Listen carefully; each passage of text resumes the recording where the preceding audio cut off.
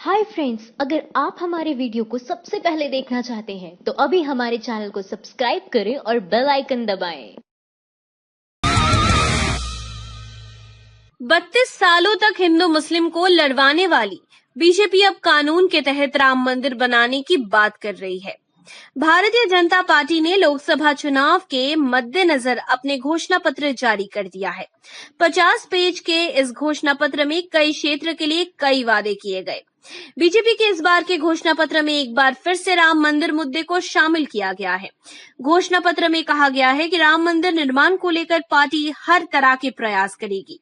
Party का मानना है कि जल्द से जल्द सौहार्दपूर्ण माहौल में राम मंदिर का निर्माण हो। बीजेपी के इस वादे को लेकर आम आदमी पार्टी की राज्यसभा सांसद संजय सिंह ने तीखी प्रतिक्रिया दी है। उन्होंने मीडिया से बात करते हुए कहा कि आज भाजपा अपने संकल्प पत्र में राम मंदिर कानूनी तरीके से बनाने की बात कर रही है, जबकि 32 सालों तक वो मंदिर के नाम पर धार्मिक उन्माद फैलाती रही, हिंदू मुसलमानों को आपस में लड़वाती रही। बीजेपी के संकल्प पत्र पर बोले अखिलेश यादव, 2014 और 2017 वाले वादों का क्या हुआ मोदी जी?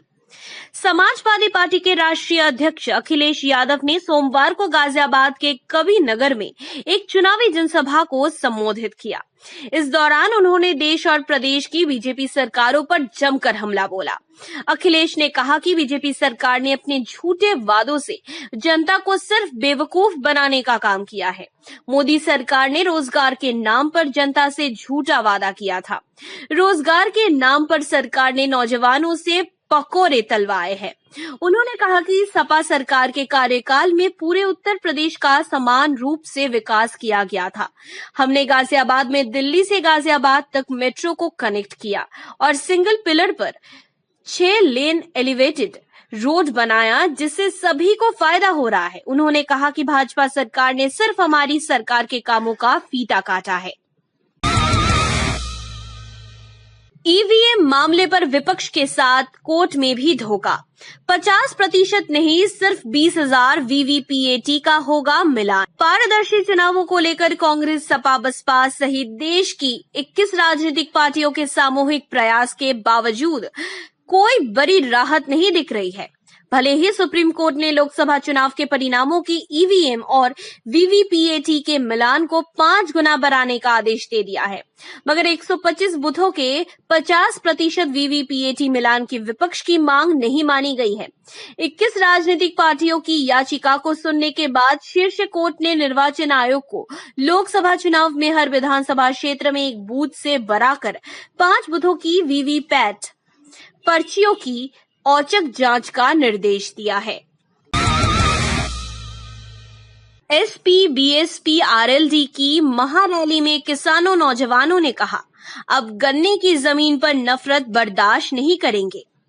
रविवार को समाजवादी पार्टी, बहुजन समाजवादी पार्टी, राष्ट्रीय लोकदल की सरहानपुर के देवबंद में ये संयुक्त रैली हुई। इस रैली का मकसद तीनों पार्टियों को यूपी में अपनी एकजुटता दिखाना है। वहीं पश्चिमी यूपी में गठबंधन के लिए सबसे बड़े निर्णायक वोट बैंक दलित, मुस्लिम और जाटों को भी एक साथ लाना है।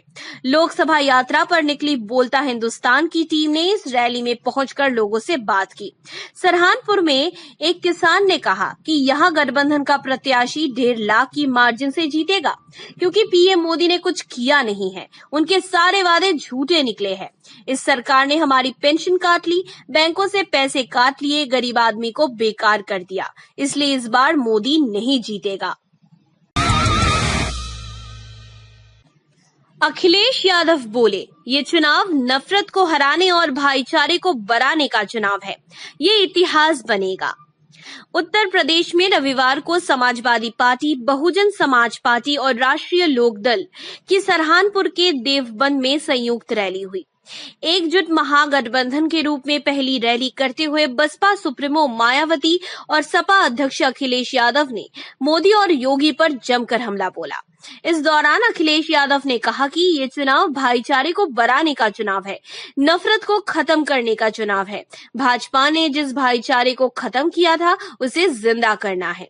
उन्होंने आगे कहा कि आगामी लोकसभा चुनाव इतिहास बनाने का चुनाव है।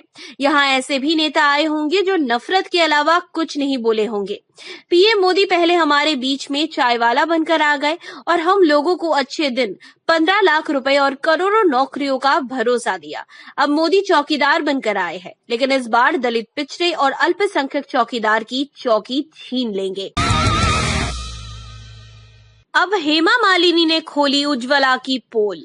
अलका बोली, ये चौकीदार का जुलूस निकाल कर ही मानेंगे। बीजेपी की सफलता के लिए जिस उज्ज्वला योजना को राजनीतिक विश्लेषक एक बड़ा कारण मान रहे थे, वहीं बीजेपी के नेता सोशल मीडिया पर वाहवाही लूटने के चक्कर में उन्हीं योजनाओं की पोल खोलते नजर आ रहे हैं। दरअसल मथुरा से बीजेपी की प्रत्याशी हेमा मालिनी ने सिर पर लकड़ियों का बोझा लेकर जाती बुजुर्ग महिला को रोककर उसके साथ तस्वीर खिंचवाई और इस तस्वीर को पोस्ट कर दिया। इस तस्वीर के सामने आने के साथ ही प्रधानमंत्री नरेंद्र मोदी की महत्वाकांक्षी उज्ज्वला योजना की पोल भी खुल गई। इस तस्वीर को लेकर सोशल मीडिया पर लोग सवाल पूछने लगे हैं कि पीएम मोदी की उज्ज्वला योजना से जब हर घर में गैस पहुंच गई है तो ये महिला चूल्हा जलाने के लिए लकड़ी लेकर क्यों जा रही है। इस तस्वीर को ट्विटर पर शेयर करते हुए प्रदीप भाई पटेल ने एक यूजर ने लिखा, संबित पात्रा के बाद हेमा मालिनी जी भी उज्ज्वला योजना की पोल खोलती हुई। घोषणा पत्र के बाद राहुल पीसी करते हैं, मगर मोदी ना पीसी करते हैं ना कोई पत्रकार उनसे सवाल करता है। भारतीय जनता पार्टी ने लोकसभा चुनाव 2019 के लिए अपना संकल्प पत्र जारी कर दिया है। 50 पेज की इस संकल्प पत्र में कई क्षेत्र के लिए कई वादे किए गए हैं। इस घोषणा पत्र को संकल्पित भारत, सशक्त भारत नाम दिया गया है। बीजेपी के संकल्प पत्र को दिल्ली के पार्टी मुख्यालय में प्रधानमंत्री नरेंद्र मोदी की मौजूदगी में जारी किया गया, लेकिन इसे जारी करने के बाद पीएम मोदी ने पत्रकारों से बात नहीं की। वो पत्रकारों के सवाल किए बगैर ही वहां से चले गए। पीएम मोदी के इस रवैये की सोशल मीडिया पर कई पत्रकार आलोचना कर रहे हैं। पत्रकार उमा शंकर सिंह ने ट्विटर के जरिए इस पर आपत्ति जताते हुए कहा, कांग्रेस अध्यक्ष राहुल गांधी ने कांग्रेस घोषणा पत्र जारी करने के बाद पत्रकारों के सवाल के लिए अहंकारी शहंशाह ने ना तो कोई सवाल लिया और ना किसी पत्रकार की हिम्मत हुई सवाल पूछने की। चुनाव प्रचार के दौरान बीजेपी सांसद बीके सिंह को दिखाए गए काले झंडे, ये चोर है के लगे नारे। वोट देने से पहले अपने सांसद के 5 सालों के कामकाज की जांच कर लेने की तमाम जनता, लेखक, वैज्ञानिक, बॉलीवुड अभिनेता और अभिनेत्रियों की अपील ने अपना रंग दिखाना शुरू कर दिया है। इसकी बानगी सोमवार को पश्चिमी यूपी के लोकसभा क्षेत्र गाजियाबाद में तब देखने को मिली जब एक चुनावी जनसंपर्क के दौरान 50 से 60 स्थानीय लोगों ने बीजेपी सांसद और पूर्व सेना प्रमुख जनरल बीके सिंह को काले झंडे दिखाए और बीके सिंह हाय हाय के नारे लगाए। समाचार चैनल एंड न्यूज से प्राप्त वीडियो के अनुसार इस बीजेपी नीतियों के नाराज 50 से 60 स्थानीय लोग बीके सिंह के काफिले को देखकर सारे दल्ले चोर है, बीके सिंह हाय हाय जैसे नारे लगाए जा रहे हैं। वहीं बीके सिंह के काफिले को देखने के बाद ये चोर है के नारे भी लगा रहे हैं। चुनाव में नेता गरीबों के घर भोजन करेंगे, फसल काटेंगे, लेकिन आप 5 सालों का हिसाब लेकर वोट दें। कुदरत ने मौसम और परिस्थिति के हिसाब से अपना रंग बदलने की अद्भुत कला केवल गिरगिट को दी है, लेकिन बदलते जलवायु परिवर्तन ने भारत के नेताओं पर इतना बुरा असर डाला है कि इनमें गिरगिट से भी अधिक रंग बदलने की अद्भुत शक्ति पैदा हो गई है।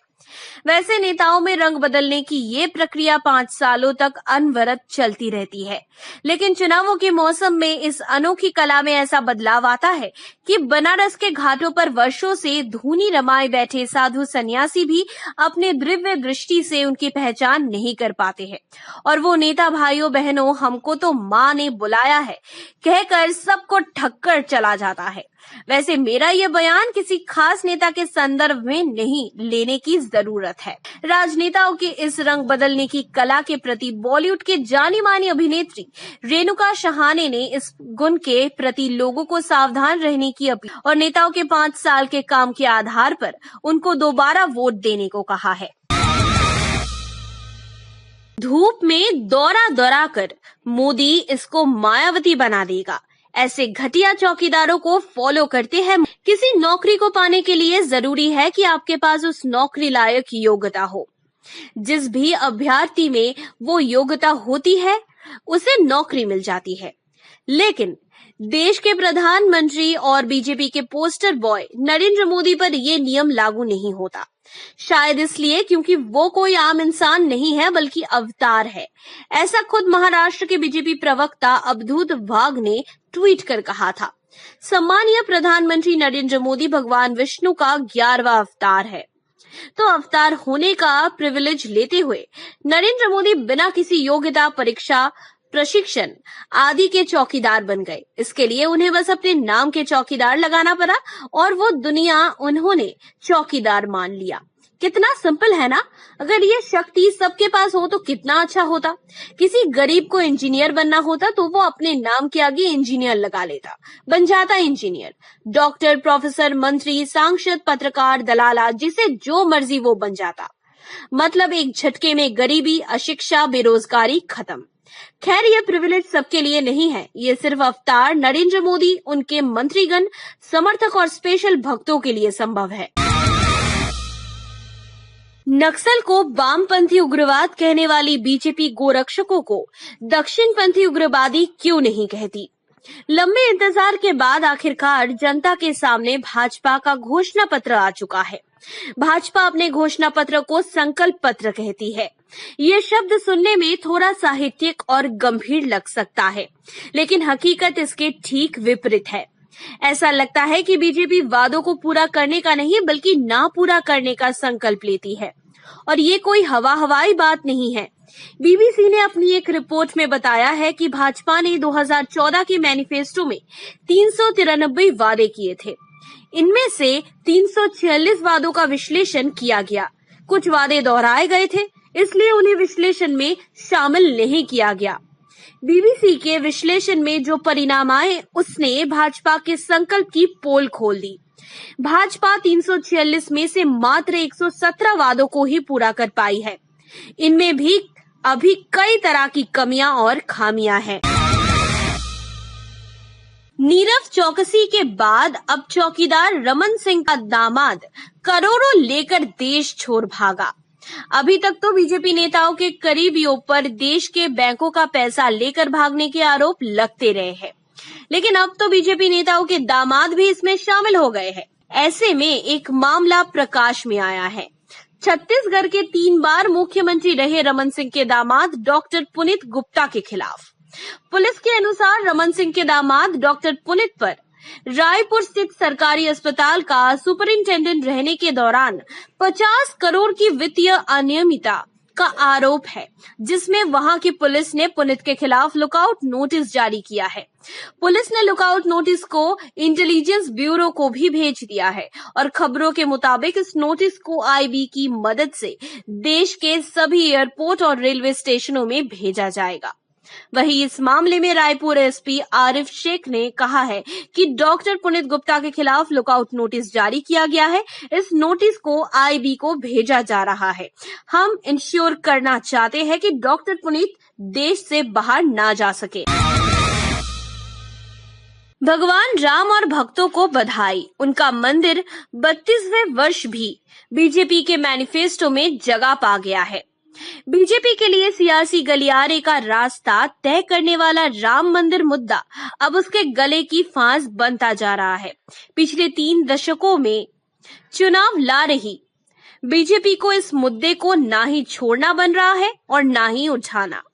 दिल्ली और यूपी में सरकार होने के बाद भी मंदिर के लिए कुछ नहीं कर पाना राम भक्तों को रास नहीं आ रहा है और उनको लगता है कि सत्ता में आने के बाद भी मंदिर निर्माण के लिए कुछ नहीं करने वाली बीजेपी अब तरह तरह की पैंतरेबाजी कर रही है।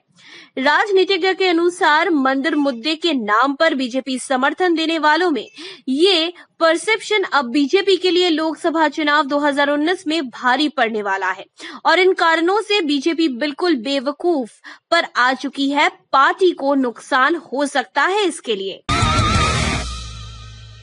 मीडिया आखिर इतनी खामोश क्यों है?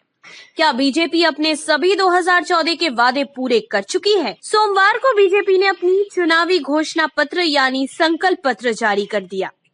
घोषणा जारी करते समय प्रधानमंत्री नरेंद्र मोदी ने कहा कि हमारे मन में साफ है, वन मिशन वन डायरेक्शन। सरकार की सबसे बड़ी कसौटी ये नहीं कि क्या दिया, कसौटी ये होती है कि अंतिम व्यक्ति तक पहुंचा या नहीं। हम आजादी के 75 साल में 75 लक्ष्य लेकर चले हैं, लेकिन क्या मोदी सरकार ने जो वादे 2014 में देश के किए थे वो पूरे हुए या नहीं? अगर नहीं हुए तो क्या मीडिया ने सरकार को लेकर इसकी आलोचना की या सरकार को उसके काम करने के तरीके पर घेरा? ये सवाल बड़ा है जिसे देश की जनता को जानना बेहद जरूरी है। प्रधानमंत्री नरेंद्र मोदी ने 2014 के चुनाव में गंगा सफाई से लेकर सालाना 2 करोड़ रोजगार, 100 स्मार्ट सिटी, किसानों की आय 2 गुनी, अच्छे दिन जैसे अनेक वादे किए थे। जब गंगा सफाई को लेकर तमाम रिपोर्ट्स आ चुकी है कि गंगा पहले के मुकाबले और भी गंदी हुई है। रोजगार को लेकर रिपोर्ट के साथ साथ समूचा विपक्ष मोदी सरकार पर आरोप लगता है कि रोजगार 45 साल के न्यूनतम स्तर पर है। 100 स्मार्ट सिटी की हकीकत किसी से छिपी नहीं है। किसान जाने कितनी बार दिल्ली मुंबई में अपनी मांगों को लेकर दस्तक दे चुके हैं, मगर मोदी सरकार ने किसानों की बात सुनने की वजह उन पर आंसू गैस के गोले दागती है। ऐसा ही स्वच्छ भारत अभियान, उज्जवल योजना, प्रधानमंत्री आवास योजना क्या धरातल पर उतर पाए हैं?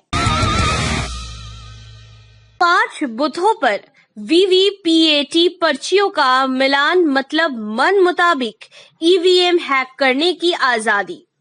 ईवीएम विवाद को लेकर सुप्रीम कोर्ट ने आदेश दिया है कि हर विधानसभा क्षेत्र के 5 पोलिंग बूथों के परिणामों का वीवीपीएटी मशीनों की पर्चियों के साथ मिलान किया जाए। सुप्रीम कोर्ट के इस आदेश की लालू यादव की पार्टी राष्ट्रीय जनता दल ने आलोचना की है। आरजेडी ने ट्वीट कर एक विधानसभा के केवल 5 बूथों की पर्चियों के मिलान को लोकतांत्रिक प्रक्रिया से एक क्रूर भद्दा मजाक करार दिया है। आरजेडी ने ट्वीट किया है, एक विधानसभा में सिर्फ 5 बूथों पर वीवीपीएटी पर्चियों का मिलान मतलब लोकतंत्र की आत्मा को ही मन मुताबिक हैक, प्रोग्राम या बदल ही डालने की आजादी। लोकतांत्रिक प्रक्रिया के नाम पर एक भद्दा क्रूर मजाक है ये, मानो लोकतंत्र की अवधारणा पर ही तानाशाही मंसूबे पालने वालों ने थूक दिया हो। हेमा मालिनी बोली, मैंने जो खेत में फसल काटने की एक्टिंग की उसमें मुझे बहुत मजा आया। वैसे चुनावी जनसंपर्क के दौरान बीजेपी के तमाम बड़े छोटे नेता तरह तरह की पॉलिटिकल एक्टिंग करते रहते हैं, लेकिन ये जनता को थोड़ा भी एहसास नहीं होने देते कि ये जो काम या बात कर रहे हैं असल में वो एक तरह की एक्टिंग होती है। लेकिन ड्रीम गर्ल हेमा मालिनी की ईमानदारी देखिए, उन्होंने मथुरा के खेत में किसान परिवार के साथ फसल काटने के काम को एक्टिंग की कला के रूप में स्वीकार कर लिया है। एनडीटीवी संवाददाता से बातचीत में हेमा मालिनी ने कहा है कि खेत में गेहूं काटने का जो काम किया था वो एक्टिंग थी। संवाददाता द्वारा ये पूछे जाने के कई विरोधी आप पर एक्टिंग करने का आरोप लगा रहे हैं। इस बात पर उन्होंने कहा, मैं एक सेलिब्रिटी हूँ, ऐसा माहौल मुंबई में नहीं मिलेगा, लेकिन जब मैं गांव-गांव जाती हूँ तो ऐसा देखने को मिलता है तो कितना अच्छा लगता है। लेकिन यदि उस गांव के खेत में जाकर फसल काटने का एक्टिंग भी किया है तो बड़ा मजा आया मुझे। इसमें कौन सी बुरी बात है? माइंड द न्यूज रूम की report. Thank you for watching our video. अगर आपको हमारी वीडियो पसंद आई हो तो इसे लाइक जरूर करें और हमारे चैनल को सब्सक्राइब करना ना भूलें।